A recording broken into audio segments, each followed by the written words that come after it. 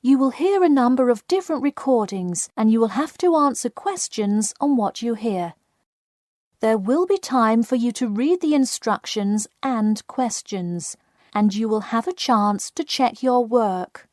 All the recordings will be played once only. The test is in 4 sections. At the end of the test, you will be given 10 minutes to transfer your answers to an answer sheet. Now turn to Section 1. Section 1. You will hear a telephone conversation between an employer from the Wild Dune Spa and Resort and an applicant. First, you have some time to look at questions 1 to 5.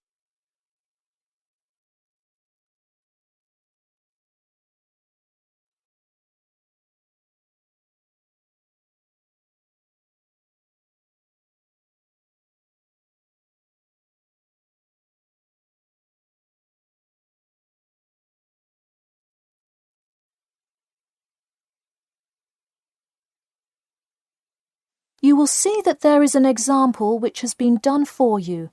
On this occasion only, the conversation relating to this will be played first. Hello, is this John Murphy? Hi, yes it is. Hi John, this is Ed Heisenberg from the Wild Dune Spa and Resort, calling about your application for our lifeguard position. Do you have a few minutes to talk? Yes, absolutely. The employer says that he is calling about the application for their lifeguard position. So, lifeguard has been written in the space. Now we shall begin. You should answer the questions as you listen, because you will not hear the recording a second time. Listen carefully and answer questions 1 to 5. Hello, is this John Murphy? Hi, yes it is. Hi John, this is Ed Heisenberg from the Wild Dune Spa and Resort, calling about your application for our lifeguard position. Do you have a few minutes to talk? Yes, absolutely. Great, could you give me your address? Sure. My address is 45 Elsinore Court. I'm sorry, was that Eleanor? Could you spell that for me? Sure, it's Elsinore. E-L-S-I-N-O-R-E. Okay, thanks.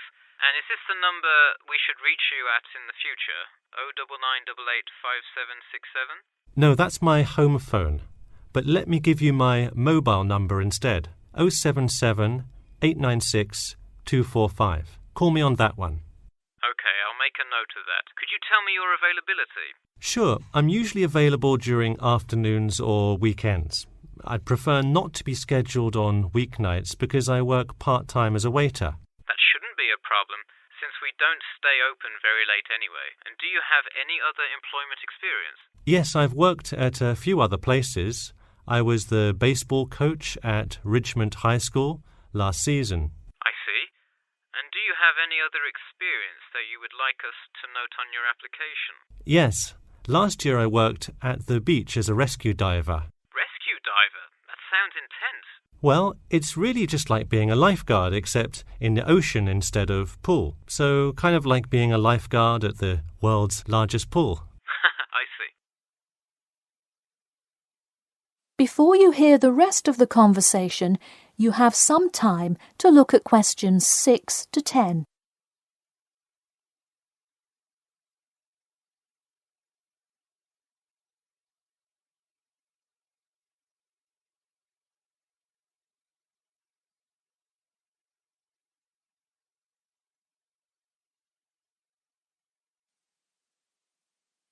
Now listen and answer questions 6 to 10. So could you tell me about the relevant skills you have? I'm guessing a lot given your experience. I'm CPR certified and have 2 years of diving experience. Great, it sounds like you are well qualified for this position. When does your CPR certification expire? I think in November, but let me quickly check my CPR card. Actually, it expires in October. Okay, so regardless, you have it through the end of the summer. When is your ideal time to work? Since I work in the restaurant on weeknights, I like weekends best, specifically Saturday mornings. I see. We do already have a lot of staff available on Saturdays, but I do need an early morning shift lifeguard. How early could you work Saturday morning? I can get there by 6 o'clock if need be. You'll be happy to know we open a little later than that, but I'll put you down for Saturday mornings here. Oh, awesome. I can't wait to get started. How about you come in next Saturday, the 12th? That sounds good. Great. We can figure out other shifts for you to work when you come in then. One last thing, just out of curiosity, where did you hear about us? I heard your ad on the radio while I was driving this morning. You know, I think you're the first person who has responded to our radio ads. It's almost always people who have seen us in the newspaper. Yeah, I don't have time to read through the newspaper every morning. I have plenty of time in the car to listen to radio ads. That makes sense. Well, thanks for your time, and we'll look forward to seeing you on the 12th. That is the end of section 1. You now have half a minute to check your answers.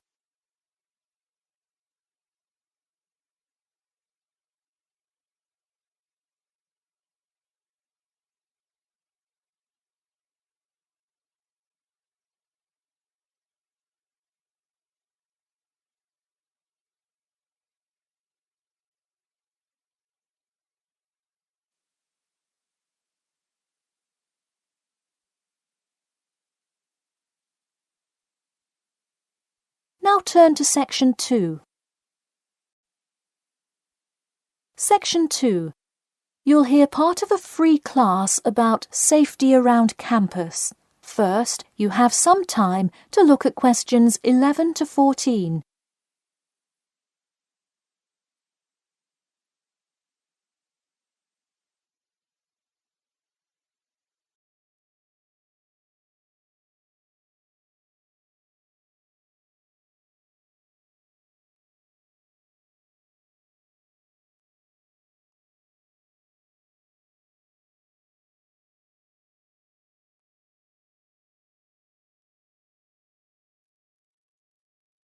Now, listen carefully and answer questions 11 to 14. Good evening. I'm Geoffrey Miller from the University of Nottingham Student Union, and in this week's free class, Carlos Garcia is going to tell us about safety around campus. Over to you, Carlos. Thank you, Geoffrey, and thank you all for your attendance today. Also, I'd like to thank the Student Union here at the university for organising this lecture. Well, I've been serving and protecting the city of Nottingham for over 20 years now as a member of the police department. Does anyone know what type of crime is the most prevalent on campus? I heard someone say drugs and alcohol. That actually isn't too much of an issue. Violence? Nope. Actually, the biggest thing we worry about here is theft. The nature of crime on Nottingham's campus is quite different from that of the surrounding areas. Crime rates across the East Midlands are very difficult to control. We'd like to see the rate stay the same for this calendar year, but it has been increasing steadily over the past 3 years. On campus, however, I'm happy to say that the overall crime rate has fallen this year. You wouldn't think so if you've seen the extremely exaggerated stories in the media. The media has done nothing but cause more concern about crime in our area. Even the crime shows you see today are a little bit far-fetched, but at least viewers know they're not real events. We'd really like to see more factual news articles out there so the public can have a rational sense of the safety level of our society. Before you hear the rest of the talk, you have some time to look at questions 15 to 20.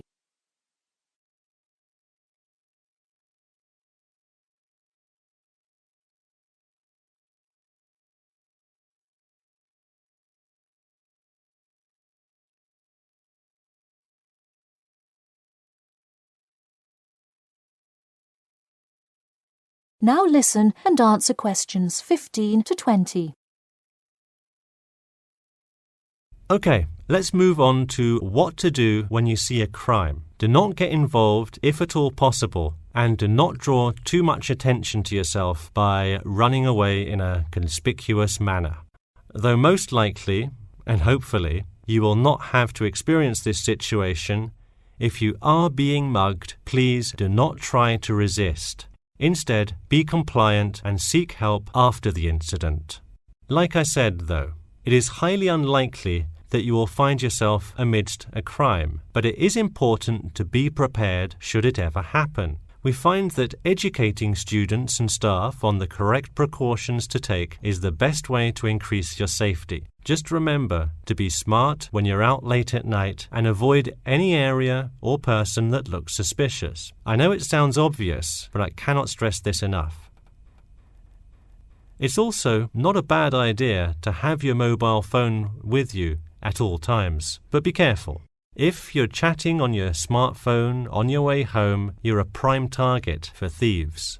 I'd like to see a show of hands. How many people have left work or the library after 10 p.m. to go home before? A lot of you, right? If you do have to go home late at night, please don't walk home alone. More often than not, there's someone there that will be walking the same direction as you at some point. Walk home with a friend or co-worker. Even if you must use your phone to call someone that's nearby to walk with you, it's always safer to walk home with someone. So when you're walking home, you may feel more comfortable with some sort of self-defense, such as pepper spray. Now, it's your call whether you want to carry something like this or not. However, I absolutely advise against carrying a knife or any other offensive weapon. All too often, they can be used against you if you're disarmed, putting yourself in more danger. For all those interested, the Recreation Centre offers a free self-defense class to all students every Thursday evening. While obviously an introductory self-defense class may not equip you to fight off villains like a regular superhero, it does come in handy sometimes. After taking a self-defense class, you'll surely be more aware of possible dangers and how to deal with them.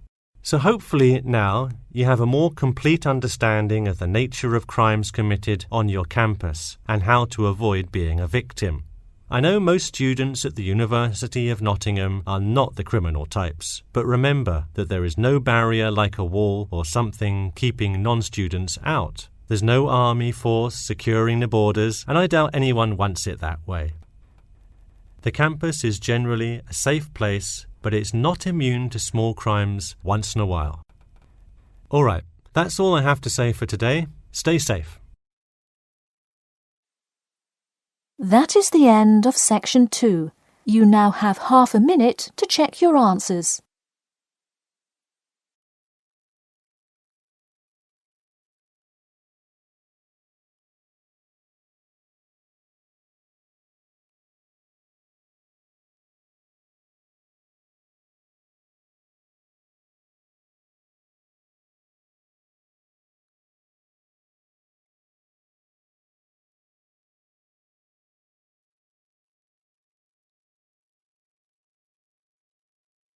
Now turn to section 3.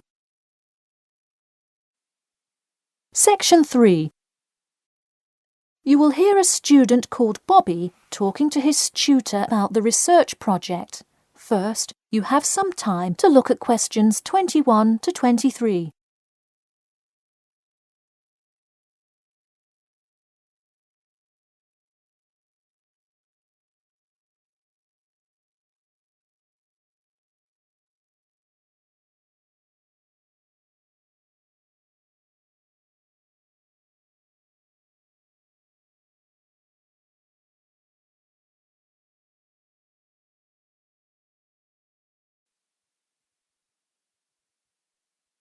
Now listen carefully and answer questions 21 to 23.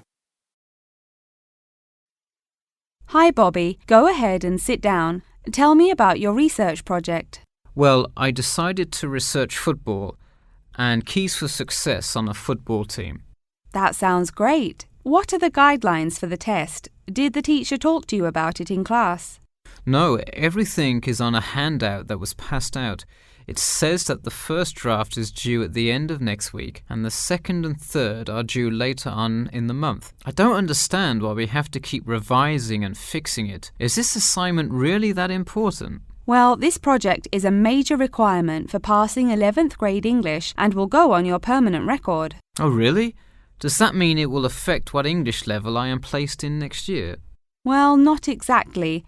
You need a good grade to move on, but it is your overall grade and teacher recommendation that determines what level of English you are placed in next year. Anyway, tell me about your topic choice. Do you play football? Well, actually, it's because my father loves the sport. He watches it every weekend. Cool. It's a good idea to report on something you're interested in. Before you hear the rest of the talk, you have some time to look at questions 24 to 30.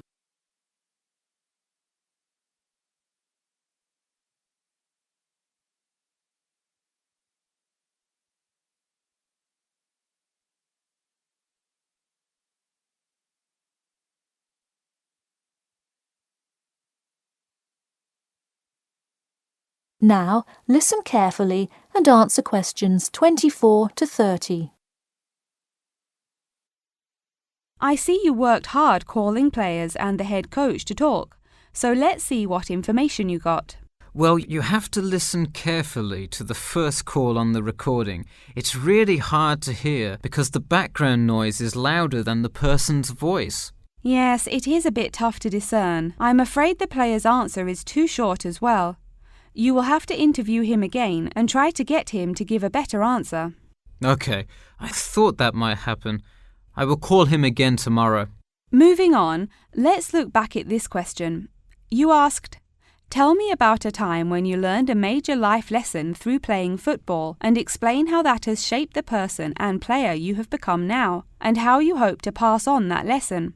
It is a great idea for a question, but in an oral interview it is far too complex. I would advise you to break it up into multiple parts to get a better response. I guess you're right. I wouldn't want to have to provide an answer to a question like that. I will simplify it. I found that when I asked players this question, it took too much time because they were struggling to answer the question completely. In fact, this is the question Joe Billings was answering when the tape ran out. He did tend to ramble on all the questions, didn't he? He sure did. I would recommend that when you go back and interview players again, that you use a more sophisticated recording device. This recording is spotty, which indicates that the equipment wasn't working consistently. Okay, I guess it probably wasn't the best idea to use the sound recorder on my phone. Hey, could you give me some feedback on the content of the report itself? Sure. Let's start by focusing on your topic. While I like that you chose to cover football, it seems inexplicit. The keys for success of a player and team is quite an interesting topic, but what is your thesis? That is to say, what conclusions can you draw from your research? I would suggest coming up with a strong thesis statement and then shaping your report based on that. Is it really too vague? I put a whole lot of facts into it. I list the top 10 goal scorers in football history and later on provide statistics for a few of the most famous coaches and their records as coaches. I think that's great that you included these facts, but I think you focus too much on the facts and not enough on connecting these facts to make your point. Ah, I see. Okay. So it looks like I have quite a bit of work to do before the deadline.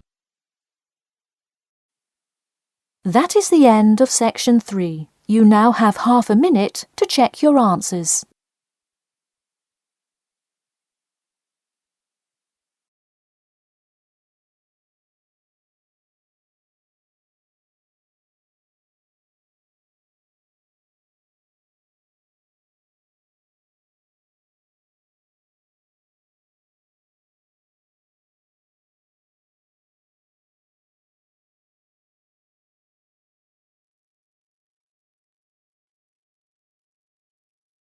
Now turn to section 4. Section 4. You will hear part of a lecture about how to give a quality speech. First, you have some time to look at questions 31 to 40.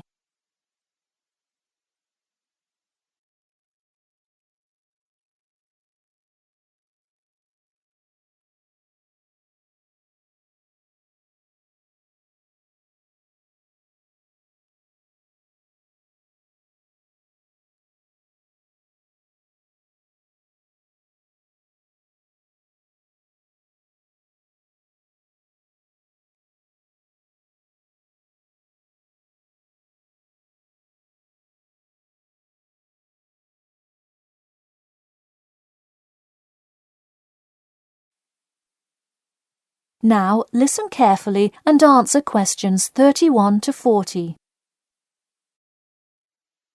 Good morning. Today I am going to cover the daunting task of giving a quality speech, a thought that makes most of us cringe. In fact, 90% of all people feel nervous about public speaking, about 10% of whom are described as genuinely terrified. Hopefully, when we are finished here today, you all will be in the 10% of the population who do not feel nervous at all. Did you know that lecturers tend to get more nervous if the speech they are giving is an important one? It makes sense, right? You probably wouldn't be nearly as nervous to address your residence hall about the proper use of the recycle and compost bins as you might be if you were asked to give the graduation speech to your entire 5,000 student class. So what is it that makes some people completely comfortable in front of crowds? Some people think that the ability to give a good speech is a gift that others are simply born with. This is almost never the case. Public speaking can be learned with practice. The first most important thing you can do to improve your confidence in delivering a speech is to prepare a quality speech. Honestly, while the content of your speech is relatively important, the audience will really only remember the last sentence you say. It is a good idea to structure the rest of your speech to lead up to this last point to really drive your message home. This is a good way to ensure that your speech is well organized.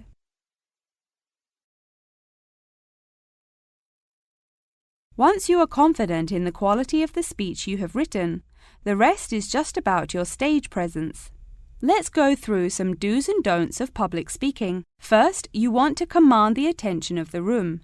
Do not, I repeat, do not proceed with your speech until the audience is paying attention. Even Martin Luther King Jr.'s I Have a Dream speech wouldn't have made any difference in the world without the undivided attention of his audience.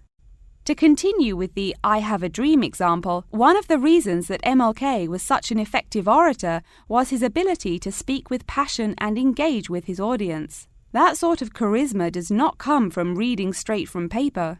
Don't get me wrong, it is a good idea to write your main ideas down on a note card, sheet of paper or something. But one factor that will consistently lead to a boring, forgettable speech is writing down your entire speech. Do not write your full speech down. If you are constantly reading your paper, you are not making eye contact with your audience, and thus failing to really express the feeling that goes with your ideas. I advise you write 1 or 2 ideas, so if you suddenly draw a blank, you have something to jog your memory. If you've written a good speech that you believe in, those ideas should be sufficient to keep you on track. Once you have those ideas written down, give your speech a few practice runs in front of the mirror, into your sound recorder on your phone, or with a friend before it comes time to address a crowd. That way, you can hear how the ideas come across, make sure there are no abrupt transitions, and find out whether you are talking too fast or too slow. Timing is important. Make sure you time yourself beforehand to see how long your speech is. That is pretty much it. With practice, you'll be able to deliver an expert speech that engages and even maybe inspires your audience. Just remember, speak with emotion. No one wants to listen to someone reading from a script. As I come to a close in my speech, I'll point out that I have employed all of these tips that I have covered. I practiced my speech ahead of time and timed it, and I can even show you my one small index card with just 3 simple bullets on it. It's as easy as that. That is the end of section 4. You now have half a minute to check your answers.